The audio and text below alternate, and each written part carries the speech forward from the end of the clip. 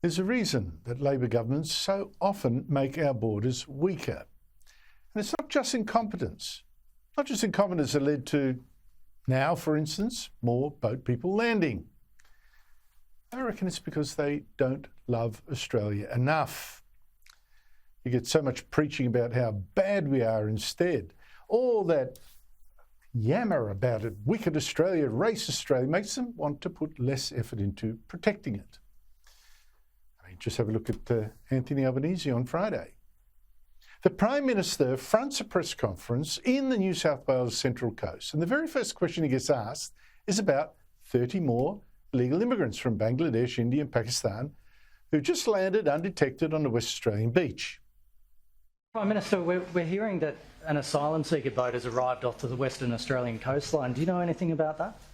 I've been travelling in the car, so I'm not. I haven't been advised about that. Pardon? I mean, I don't know anything about it. I was sitting in a car, sitting in the back of a Commonwealth limousine, humming along the highway is in fact the perfect time for a Prime Minister to catch up on the news. Particularly now, I mean, you know, it's 50 years since the mobile telephone was invented. I'm pretty sure it's got a few of them in that car. So the honest answer Albanese should have given to that question is this: I tell a lie. Actually, no one cared enough about this boat to tell me. Not Immigration Minister Andrew Giles, not Home Affairs Minister Claire O'Neill. Not one of Albanese's staff bothered to tell him about the 30 illegal immigrants. Actually, it's more than 40 now.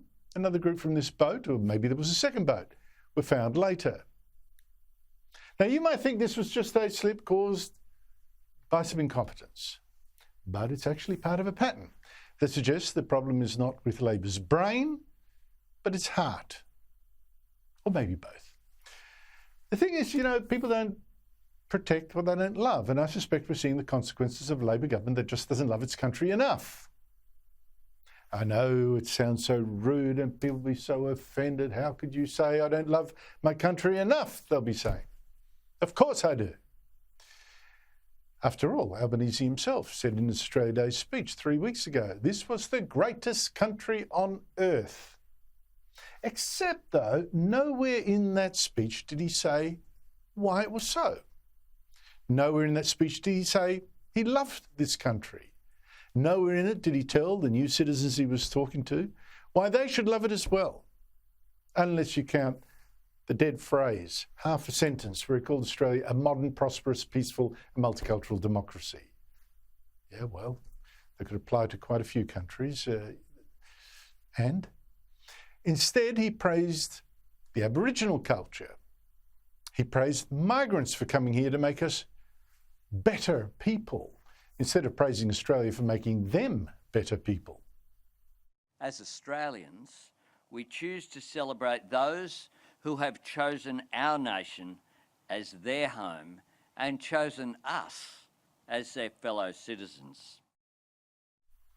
Not once in that speech did Albanese praise the Australian culture that should bind the 30% of Australians now born overseas. That's a challenge, you know, to make people from so many tribes and origins and cultures into one people. Great challenge. Instead, as one said, you know what we should teach children? That Indigenous people suffered a lot and massacres occurred. Which makes me wonder, when did a federal Labor minister last give a passionate speech about their love for this country, listing its virtues, and without immediately adding, oh, well, look, it's also, it's been racist, it's been genocidal, we should say sorry, it's just terrible, our past and all that. Or, you know, saying, oh, goodness me, aren't we lucky that so many migrants have come here to redeem us with their diversity? In fact, let me show you exactly that. Another Anthony Albanese Australia Day speech. Again, no praise of Australia, just of the migrants who make this supposedly bad country nicer and more civilised. Australia's been enriched by our multiculturalism. people who are loyal to Australia but have contributed their language, music, culture and, of course, food from their countries of birth. Honestly, I can't recall. Maybe it's happened. Maybe you know. I don't know. Have you ever heard one Labor minister say in the past decade, giving a speech on Australia Day that was just all praise for this country? No ifs, no buts, no, but on the other hand. Instead, this year, this government let a record 81 councils scrap Australia Day citizenship ceremonies last month because they were so ashamed of this divisive day. Couldn't hold the Citizenship Day ceremony on that day. It was just too shocking, too offensive. And this shame of Australia's culture, it's spreading, you know. Our universities are now soaked in this shame. Here's two members of the Melbourne University Student Council this month demanding the council ban the Australian flag as racist. Australia is a racist country. Everyone who's decently progressive has a little shred of brain in them would see that the Australian state was founded on genocide and bloodshed. It was founded on the process of colonisation and the brute force of colonists that were trying to build up a capitalist project. Only two speakers on that council actually said, no, the Australian flag is not racist and we shouldn't ban it. See how the poison spreads, though, and how Labor has spread it so eagerly too since Labor Prime Minister Paul Keating's notorious 1992 speech, inventing or exaggerating our faults to monstrous proportions. That it was we who did the dispossessing. We took the traditional lands and smashed the traditional way of life. We brought the diseases and the alcohol.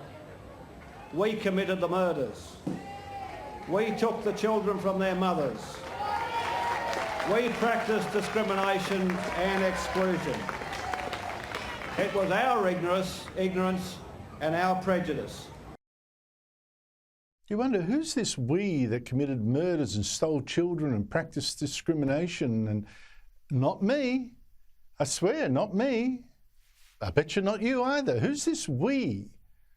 That sort of race trope has been with us still. And the fashion ever since of dumping on Australia, on Australians, of counting this country's faults and not its virtues, it helps to explain signs of decay now in the Albanese government. It's not just that people smugglers, again, treating this government as a soft touch, as they did the previous Rudd and Gillard Labor governments, when more than 50,000 illegal boat people were allowed to sail here.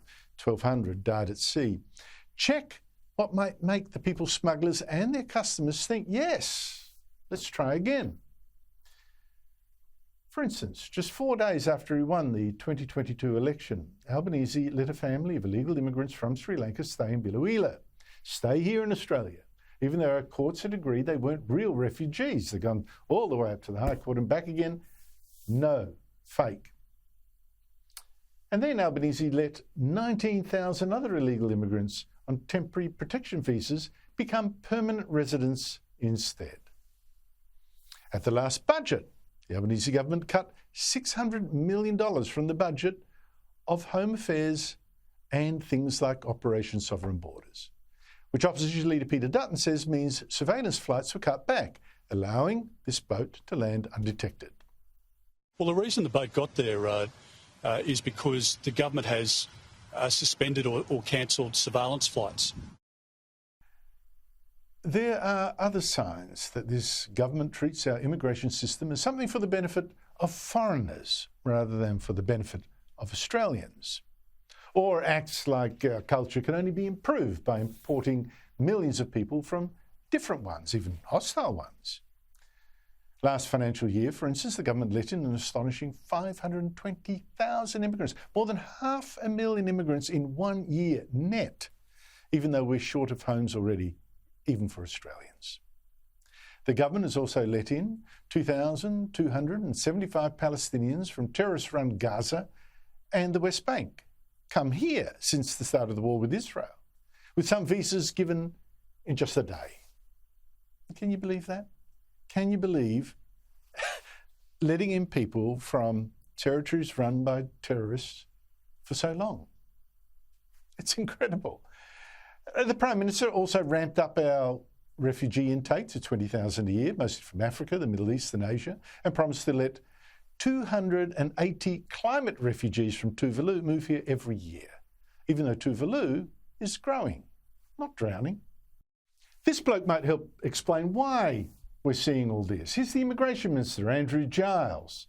Before politics, he was actually an immigration lawyer, helping boat people who had hijacked a tanker that picked up them from their sinking boat called the Tampa and forced it to come to Australia instead of going to Indonesia and dropping them off there. This is why Andrew Giles got into politics. This is him explaining that in Parliament. In 2001, I was a small part of a legal team that acted on behalf of the asylum seekers on the Tampa. This involvement, more than anything else, led me towards seeking election to this place. Would you be surprised then if people smugglers then think, well, here's an immigration minister that's keener to help boat people come here than to keep them out? And here's another sign of rot. Here's another sign of this Labor rot, that this government now can't find enough Australians to fight and even die for their country. Not only can't we keep the borders safe, we can't keep the army supplied.